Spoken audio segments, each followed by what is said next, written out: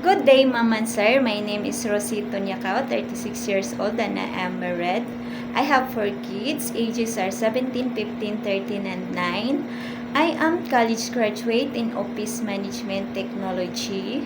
I want to work in Hong Kong to support my family and to give their needs.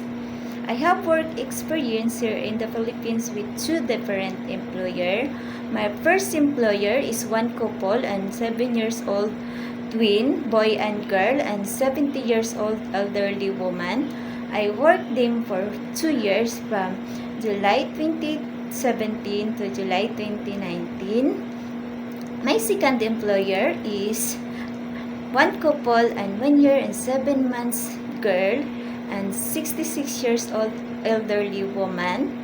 I worked them for 4 years from August 2021 to August 2025. My skills are cooking, tutoring, and pet caring. My message to my future employer: Hi, Ma'am and Sir. My name is Rosito Nyakao, 36 years old. I am hardworking, honest, and patient to children.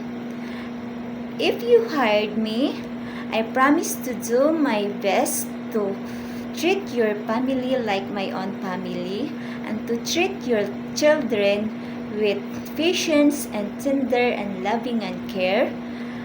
Thank you. See you soon in Hong Kong.